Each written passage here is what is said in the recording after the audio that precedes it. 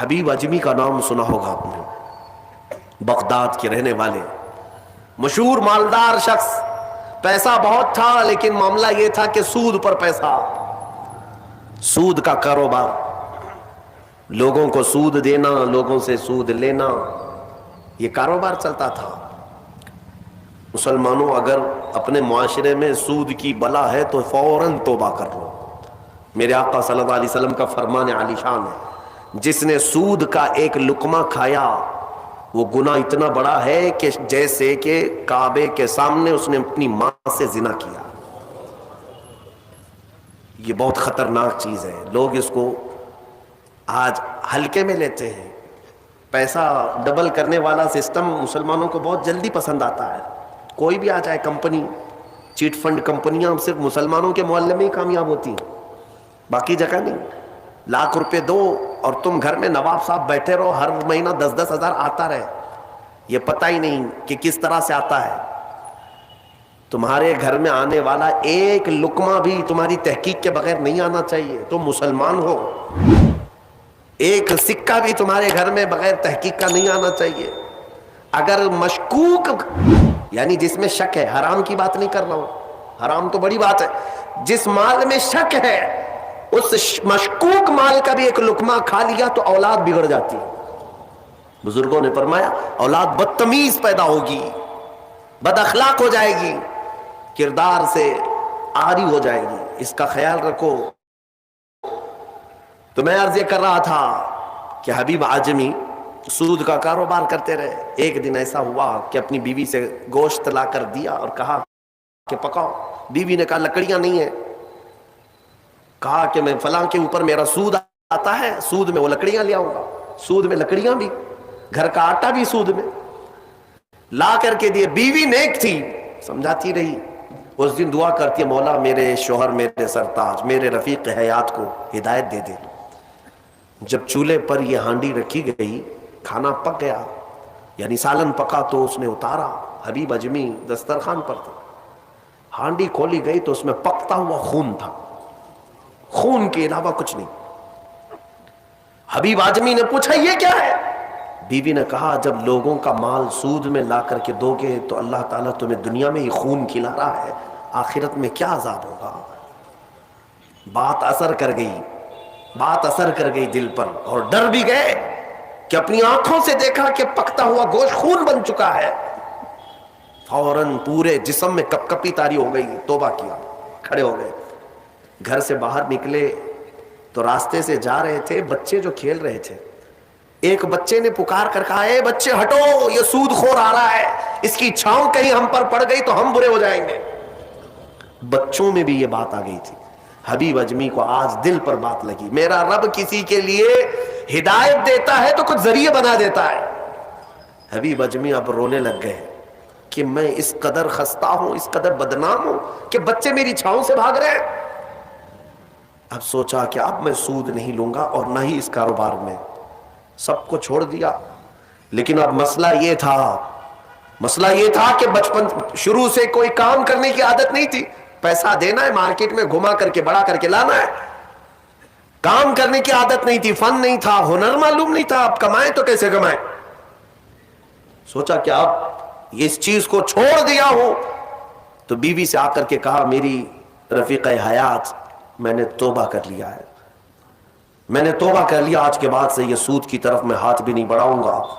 بیوی سجدہ شکر ادا کرتی اور کہتی ہے میرے رفیق، اے میرے زندگی کے ساتھی، اب فکر مت کرنا، میں تم سے کسی چیز کا مطالبہ نہیں کروں گی، آدھی روٹی بھی لاؤ میں صبر کروں گی، آدھی روٹی بھی آئی تو میں صبر کروں گی، اس لیے کہ آپ حلال رزق کی طرف جا رہے ہیں۔ کاش ہماری عورتیں ایسی ہوں جو اپنے شوہر کو سیدھے راستے پر لانے کا سبب بن سکے، ورنہ بہت ساری عورتوں کے مطالبات کی وجہ سے مرد حرام کاریوں میں پڑ گئے۔ تنخواہ تھوڑی سی ہے، عورت کے مطالبے زیادہ ہیں، اس کے مطالبے پورے کر نہیں پا رہا ہے تو حرام کاریوں میں مصروف۔ بہت سارے مردوں کے بگڑنے کی وجہ ان کی عورتیں بنی ہیں، اور جب پورا نہیں کر پاتے اور پیسہ بھی نہیں مل پاتا تو پھر نشے کی عادت لگ جاتی ہے، ٹینشن سے مکتی چاہیے، جو روز عورت مجھے گھر پہ جاتی پریشان کرتی ہے۔ میرے عزیزوں، وہ حبیب اجمی کی خاتون نے ان کو دلاسا دیا کہ جاؤ آپ نوکری کرو، نوکری کہاں کرتے, اب تک کرنے کی عادت نہیں تھی, عمر ہو گئی تھی. سیدھے گئے ایک دیہات, چھوٹا گاؤں تھا, اس گاؤں کی ایک مسجد تھی, مسجد کے اندر جا کر بیٹھ گئے. دن بھر بیٹھے رہے, نمازیں پوری پڑھ لی, عشاء کا وقت ہو گیا, نماز پڑھ کر کے اللہ کی بارگاہ میں رونے لگے, مولا کام کا آدمی نہیں ہو, اب تک کیا نہیں, اب میں اپنے گھر کیسے چلاؤں, تو میرے لیے کوئی انتظام فرما. رات کے وقت آئے, بیوی نے پوچھا کوئی نوکری ملی؟ کہاں مل گئی ہے, نوکری مل گئی ہے, بہت ہی اچھی جگہ پر ایک بادشاہ ہے, اس کے ہاں خدمت پر میں لگ گئے. کہا بہت اچھی بات ہے. دوسرے دن پھر گئے, اسی مسجد میں بیٹھے رہے. رات کو آئے, بیوی نے پوچھا کچھ اجرت ملی آج؟ جس بادشاہ کے ہاں کام کر رہے ہو تمہاری نوکری پر کچھ تنخواہ ملی؟ کہا نہیں, بادشاہ نے کہا ہے کل دے دوں گا. اپنی بیوی کو ٹال رہے تھے, اپنی بیوی کو ٹالنے کے لیے بول دیا ایسی کہ نوکری کر رہا ہوں, کہا کہ کل دینے کا وعدہ کیا ہے. پھر تیسرا دن آیا, تیسرے دن بھی وہ اسی مسجد میں رات گزار کر آئے. بیوی نے پھر پوچھا کچھ اجرت ملی؟ کہا نہیں آج بھی نہیں دیا, بادشاہ نے کہا کل دے دوں گا. چوتھا دن آیا, چوتھا دن بھی مسجد میں گزار کر آئے. حالانکہ بیوی نے صبر کا دامن ایسا پکڑی رہی اور کہنے لگی مجھے کوئی جلد بازی نہیں ہے, جب آئے گا تب کھائیں گے. 4 دن ہو گئے, آج پھر رات کو بیوی نے پوچھا کچھ تنخواہ ملی, گھر کیسے چلے گا؟ 4 دن سے چولہا نہیں جلا گھر پہ. کہا آج بھی بادشاہ نے نہیں دیا, کہا کل دوں گا, روز کل روز کل. 5 دن گزر گئے.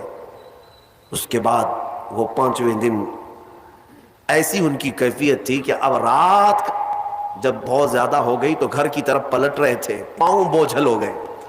پھر بیوی پوچھے گی آج تنخواہ ملی؟ روز جھوٹ بول رہا ہوں, روز جھوٹ بول رہا ہوں, مجھے کون تنخواہ دے گا؟ آج کیا بولوں اپنی بیوی کو, اپنی شریک حیات کو.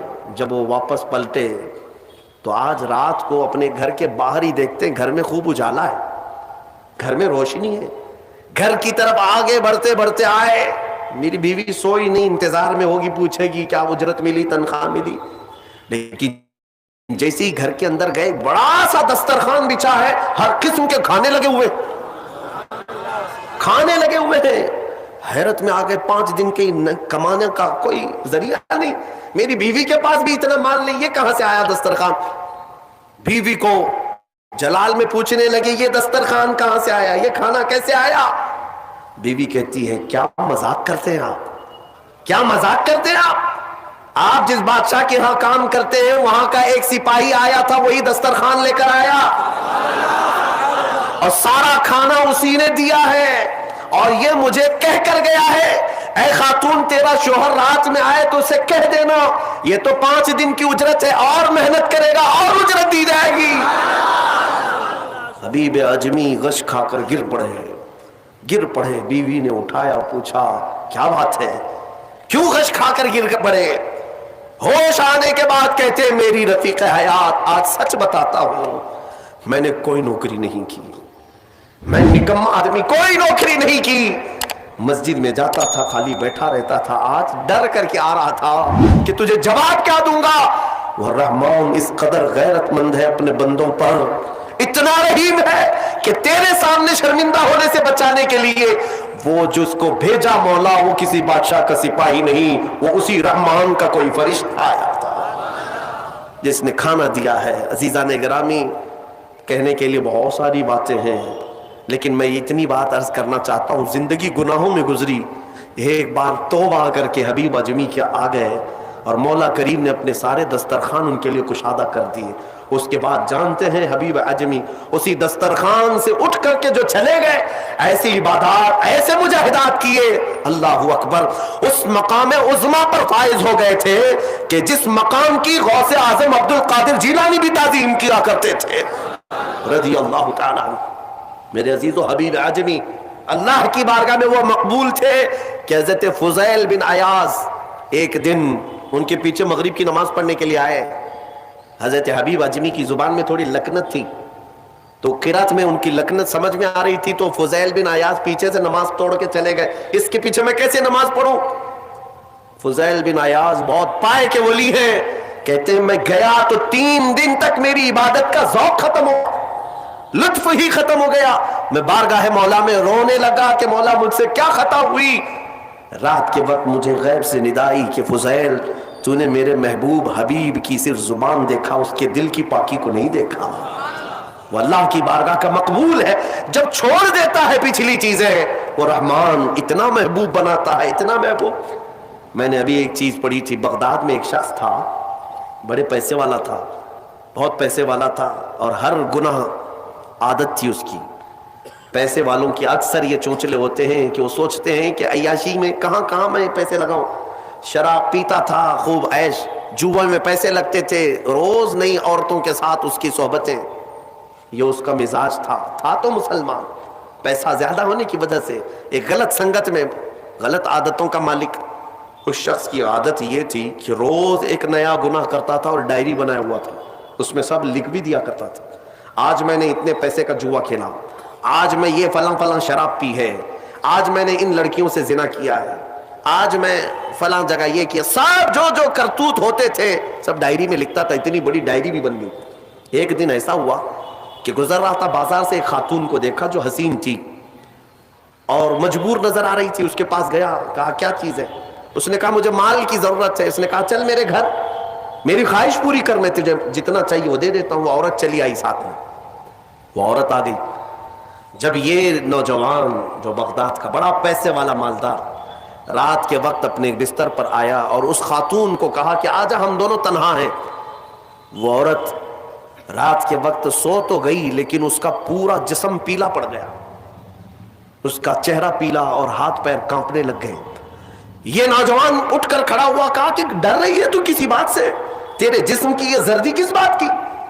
वो खातून कहती है नहीं नहीं नहीं कोई बात नहीं। फिर उसने कहा डर मत, इस महल में कोई नहीं आएगा मेरी इजाजत के बगैर, ये सब पूरी मेरी प्रॉपर्टी है, ये मेरी शहंशाहियत है यहाँ पर। उस खातून ने कहा हाँ ये तो मैं देख रही हूँ, लेकिन मुझे डर इस बात का है कि वो रहमान मुझे देख रहा है, उसके सामने मैं कैसे नंगी हो जाऊं?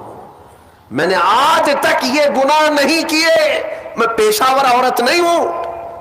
वो कहती है मैं एक बेवा औरत हूं, मेरे 3 बच्चे हैं, 4 दिन से भूखे हैं, मैं रोज उन्हें तसल्ली देती हूं कि मुझे बाजार में कुछ काम मिल गया तो मैं उजरत ला करके तुम्हें खिला दूंगी, मुझे कोई नौकरी नहीं देता, और आज मैं मजबूरन बाजार में खड़ी थी, तू मुझे मिल गया। मैं अपने छोटे बच्चों के, यतीम बच्चों की भूख को खत्म करने के लिए तेरे घर आ गई, लेकिन जब बिस्तर पर सोई तो मुझे खौफ होने लगा कि मेरा रब देख रहा है। मैंने आज तक जिस्म को नंगा नहीं किया। वो डरी हुई औरत थी, पाकीज़ा औरत थी। जब उसकी जुबान से ये जुमले निकले तो ये जो नौजवान था, जो गुनहगार था, वो खड़ा हो गया, कहा ए खातून उठ जा, बिस्तर से उठ जा। और उसके बाद कहता है देख मैं तुझे बताऊं मेरे पास क्या क्या है। उस जमाने की जो सवारियां थी, गाड़ियां थी, सब मेरे पास, बड़ा बंगला, बड़ी जायदादें, हर तरह के खाने, सोने चांदी जेवरात सब मेरे पास।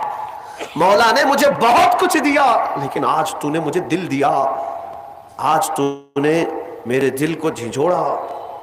मेरे पास इतनी नियामतें होने के बावजूद मैं अब तक डरा नहीं अल्लाह से, और तेरे घर में खाने को एक लुकमा भी नहीं, फिर भी तू अल्लाह से डर रही है।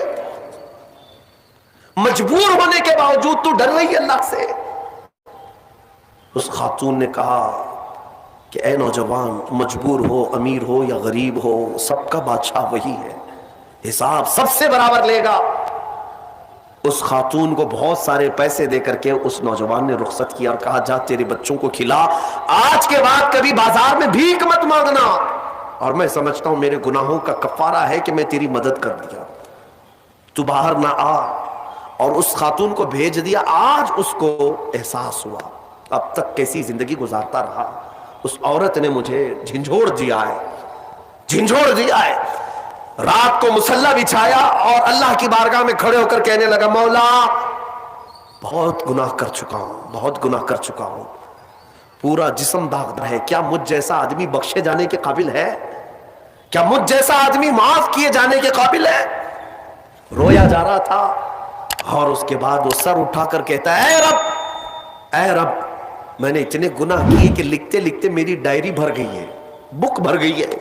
फिर तेरे पास जो फरिश्ते हैं नामा अमाल लिखने वाले, उन्होंने कितने اور اس کے بعد ہاتھ جوڑ کر کہتا ہے رحمان اپنے دربار میں اتنی بات عرض کرتا ہوں، اگر میں بخشے جانے کے قابل ہوں تو مجھے معاف کر، یا تو پھر آسمان سے آگ بھیج کر کے مجھے ہلاک کر دے، مجھے ختم کر دے مولا، میں بہت داغدار ہوں، بہت داغ دھبے لگا دیے۔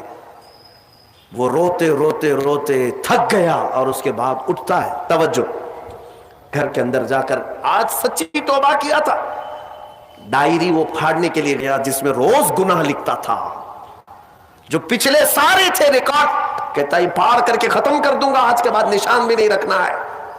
جب وہ اپنے کمرے میں آیا، اس ڈائری کو اٹھایا جو برسوں سے لکھ رہا تھا، وہ حیرت سے ڈوب گیا اس بات پر کہ جب وہ ڈائری اٹھایا تو دیکھتا ہے پورے اوراق سفید ہے، لکھا کچھ نہیں، ایک حرف بھی لکھا ہوا نہیں ہے۔ ورق پلٹتا گیا پلٹتا گیا پلٹتا گیا، کچھ نہیں ہے۔ وہ ادھر ادھر دیکھنے لگا، اس میری ڈائری سے مٹایا کس نے، میرے سارے ریکارڈ کس نے مٹایا؟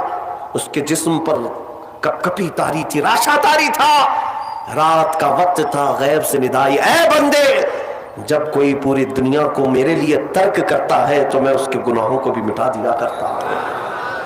جب زندگی میں لکھی ہوئی ڈائریاں مٹ جاتی ہیں تو میرے مولا کو یہ اعمال نامے سے مٹانے میں دیر نہیں لگے گی۔ یمحو اللہ ما یشاء، اللہ جس سے چاہتا ہے وہ ساری چیزیں مٹا دیتا ہے۔